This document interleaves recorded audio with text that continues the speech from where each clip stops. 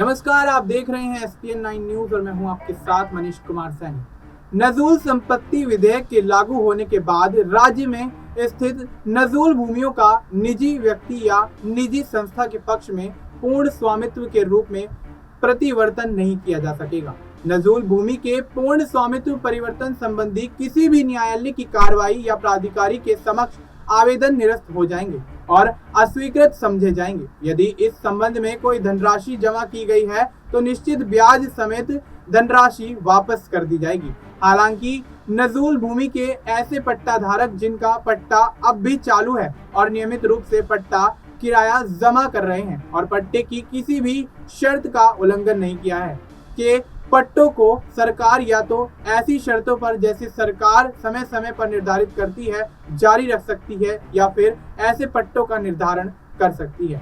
पट्टा अवधि की समाप्ति के बाद ऐसी भूमि समस्त विलंबनों के मुक्त होकर स्वतः राज्य सरकार में निहित हो जाएगी। इस अधिनियम के अंतर्गत नजूल भूमि का आरक्षण एवं उसका उपयोग केवल सार्वजनिक इकाइयों के लिए ही किया जाएगा। यूपी विधानसभा में इस मुद्दे पर कुंडा से विधायक रघुराज प्रताप सिंह और राजा भैया ने भी अपनी बात रखी और सपा ने भी सदन में राजा भैया का इस बात को लेकर समर्थन किया। साथ ही क्या कुछ राजा भैया ने कहा इस वीडियो में देखिए। इसलिए आभार व्यक्त करते हैं। ये विषय इतना सरल भी नहीं है जैसे जितना माननीय संसदीय कार्य मंत्री जी ने कहा। ये विधेयक छोटा हो सकता है लेकिन इसके परिणाम, इसके दुष्परिणाम बहुत गंभीर होंगे और इतने दिनों के विधानसभा के कार्यकाल में जब भी विधेयक आते हैं तो सत्ता पक्ष एकमत होता है और विपक्ष उसके विरोध में होता है। मैं सिद्धार्थनाथ जी और हर्ष जी को भी आभार व्यक्त, इन्होंने सही तस्वीर रखी है। ये अपनी पार्टी के हित के विषय में सोच रहे हैं। पहली बात जो एक ये कहा गया कि साहब ये स्वतंत्रता सेनानियों की भूमि है, एकाध अपवाद हो सकता है। जो स्वतंत्रता सेनानी थे जिन्होंने अपने प्राणों को आहूत किया, बलिदान दिया, वो इतने बड़े लैंडलॉर्ड, इतने बड़े पूंजीपति नहीं थे कि महानगरों में उनकी बड़ी बड़ी जमीनें हों। और ये प्रकरण सिर्फ प्रयाग अकेले तक ही सीमित नहीं है। इसमें काशी है, इसमें अयोध्या है, इसमें मेरठ है, इसमें गाजीपुर है, गोंडा है, कहां नहीं है, कानपुर है, सीतापुर है। अब देखिए, सभी माननीय सदस्य खुद कह रहे हैं। माननीय महोदय, पहले तो बोनाफाइड एक शब्द जो इसमें कहा गया कि जिसने लीज की किसी भी शर्त का उल्लंघन न किया हो, उनको छांट करके ये उनको चॉइस दी गई कि आप चाहें तो ये किस्त जमा करके और अपना फ्री होल्ड करा लीजिए। ये लगभग, अगर हमको स्मरण आ रहा है तो 2002-2003 से ये होना शुरू हुआ। लोगों ने अपनी किस्त जमा कर दी, एक किस्त दी, दो किस्त दी, तीन किस्त। अब उसके बाद सरकार ने कहा कि हम अब आपकी किस्त नहीं लेंगे।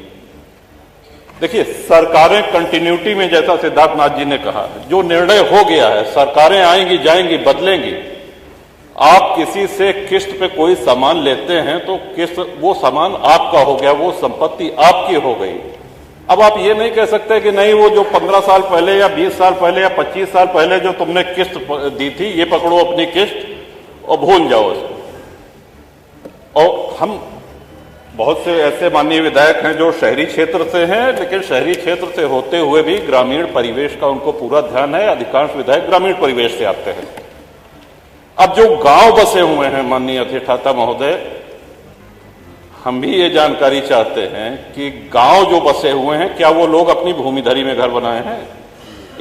इस सिद्धांत के तहत तो उनको भी बेदखल कर देना चाहिए। फिर जो आबादी में है, जो ग्राम समाज में है, गांव के गांव बसे हैं, गांव में अपनी भूमिधरी में किसने घर बनाया है? सब कच्चे में गांव। तो कौन सा विकास कर रहे हैं? लोग सड़कों पे आ जाएंगे। और जब उस समय अंग्रेजों के बंगले, अगर प्रयाग की ही बात की जाए, तो सिविल लाइंस में भारतीयों को घर लेना निषिद्ध था, मना था। वहां सिर्फ अंग्रेज रह सकते थे। अपनी सेवा के लिए उन्होंने गाड़ीवान, कोचवान, बग्घी चलाने वाले, धोबी, माली, खानसामा, इन लोगों को वहां पे स्थापित किया जो पुष्ट दर पुष्ट वहां पे चले आ रहे हैं। सागर पेशा एक बहुत बड़ा आंदोलन है प्रयागराज का। एक बहुत बड़ी संख्या में आप हजारों लाखों लोगों को बेघर कर देंगे। 3200 प्रार्थना पत्र लंबित हैं। 2300 लोग ऐसे हैं जिन्होंने अपनी किस्त जमा कर दी है। और हमारी जानकारी तो ये भी है कि हाईकोर्ट इलाहाबाद भी नजूल की भूमि पे है। कई सारे जजेस के घर हमारी जानकारी, तो उसको भी खाली करा दिया जाएगा। Public service commission, public service का कितनी ये गंभीर, कौन सा विकास इसमें करेंगे? लाखों लोग बेघर हो जाएंगे। और मैं नहीं समझ पा रहा हूं कि किस मजबूरी में, किसके कहने पर, किन अधिकारियों की फीडिंग पर यह ले आया गया है। ये कहीं से भी न जनहित में है, न विपक्ष के हित में है, न सत्ता पक्ष के हित में है। ये किसी के हित में नहीं है। आप सारे विधायकों की आप पीड़ा, उनका जो मर्म है उसको समझने का प्रयास करें। ये विधेयक तो यहां आना ही नहीं चाहिए था, लेकिन चूंकि आ गया है तो अब आने के बाद मजबूरी है, इसको प्रवर समिति को भेजा जाना चाहिए। और साथ ही साथ जिन लोगों की किस्त जमा है, सौदा हो गया तो हो गया, किस्त आपने तय करी, किस्त की रकम सरकार ने तय करी है। अब जब 2 किस्त 3 किस्त दे दिया, अब आप कह रहे हैं कि नहीं हम नहीं लेंगे, तो ये नहीं होगा, होना नहीं चाहिए, न्याय संगत नहीं है। और जिनकी लीज एक्सपायर हो गई है, जब अंग्रेज लीज रिन्यू कर सकते थे, तो क्या हमारे स्वतंत्र भारत में एक लोक हितकारी सरकार क्या लीज रिन्यू करके उनको वहां बसाए रखने की जिम्मेदारी सरकार की नहीं है? सबको बेघर करके भगा देंगे? कौन सा विकास हो रहा है? उनके पुनर्वास के लिए, उनको पुनर्बसाने के लिए कोई इसमें उल्लेख नहीं। गोलमोल भाषा में कहा गया है कि यदि सरकार करना चाहे तो करे। इसमें महोदय बहुत बड़ी क्रांति हो जाएगी, लोग सड़कों पे आ जाएंगे, हाहाकार हो जाएगा पूरे प्रदेश में।